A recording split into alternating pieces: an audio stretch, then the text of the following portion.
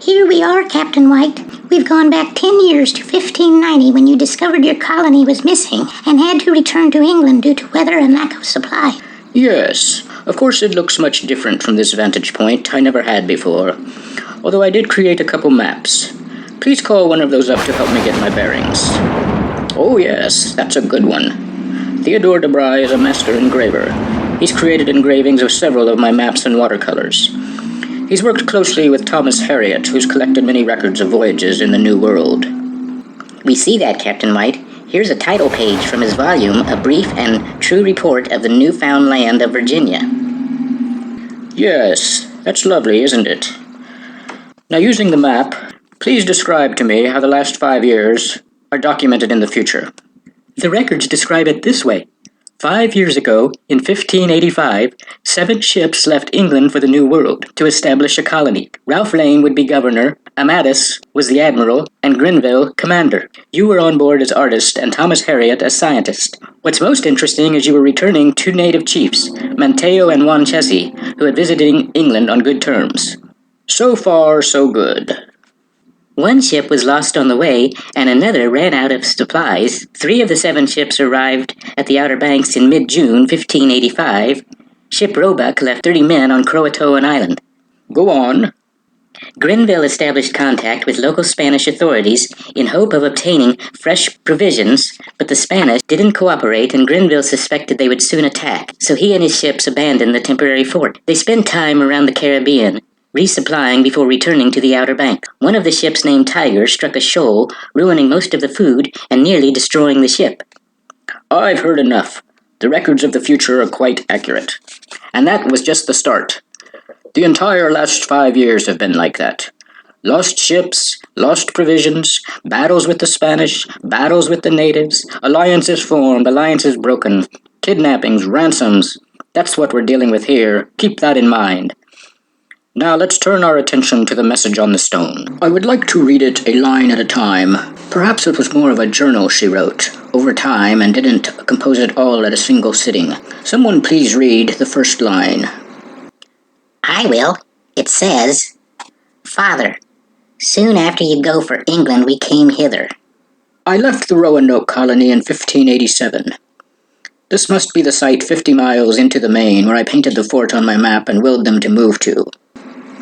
Or it could be Croatoan, since when I returned in this year, which is 1590, I found Croatoan carved on the gatepost, in a manner agreed to by the colonists and myself before I left. Please mark those 2 possibilities on the map. What do future records say about those 2 sites? Both sites will yield artifacts in the future consistent with occupation of some of your colonists. I would expect that at the Croatoan site, since that is the first site we landed 1585 with Grenville, and am well acquainted with it and its surrounding areas, since I was part of the 1585 expedition. I'm intrigued by the artifacts discovered at the other site. It's also at the confluence of the Chowan and Moratuck rivers. Ralph Lane explored those areas during the first expedition. They held great promise for trade, particularly in precious metals such as copper and perhaps even gold. Please read the next line. It says, only misery and war. It breaks my heart to say this, but in the dire circumstances we were in, this doesn't surprise me, although I hoped the relocation would have succeeded. Please go on. Next it says, above half dead 2 year more, from sickness being 4 and 20. Has the future determined the sickness responsible for this? Nothing definite, Captain White, but several viruses have been mentioned as possibilities, among them smallpox and influenza. It's also possible the New World explorers brought them here and many of the natives eventually succumbed to them. You probably use the term poison or venom instead of virus. Another highly unfortunate consequence of people of different lands contacting each other for the first time. The colony has been reduced to 24 souls. What's the next line? And if I'm not mistaken, it will possibly be describing the future. That's true. She's described 4 years so far since you left the island in 1587, and we're currently in 1590. The line for the future is, a savage, what we call a native, with message of ship unto us. Small space of time, they affright of revenge, and ran all away. We believe it, not you.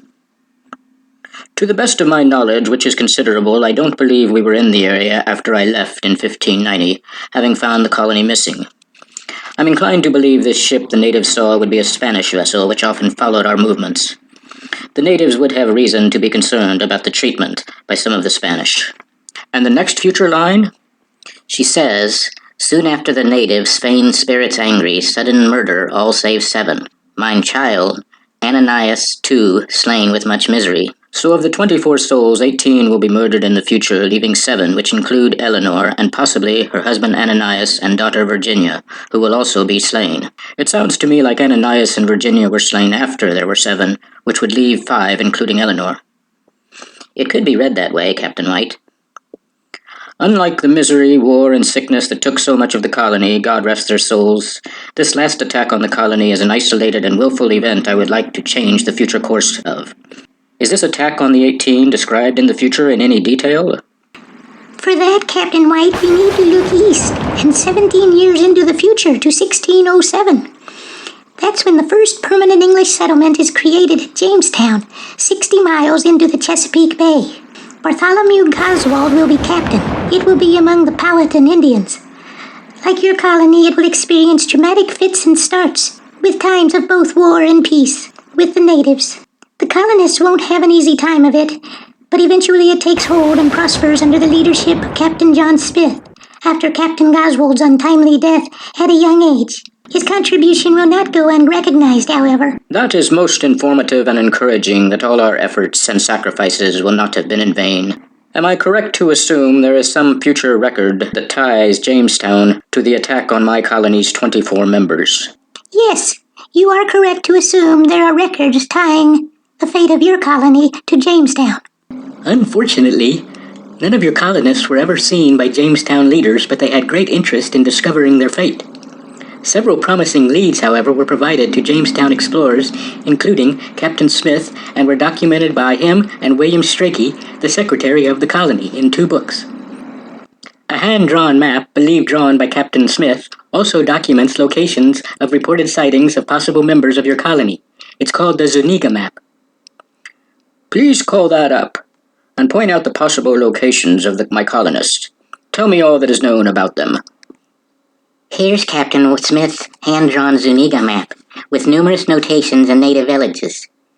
This symbol represents Jamestown, and over here there are several reports of colonists having been seen in English-type timber homes with stone walls and one floor built over another, who peacefully lived intermixed with the natives, until they were slain by command of Powhatan, the great chief who was following 3 prophecies of his priests that his nation would be destroyed by the new settlers.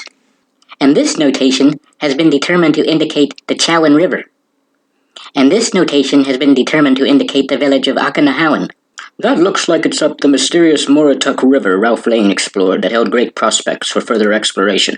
The most detailed story of your colonists being seen occurs at Okanahawan.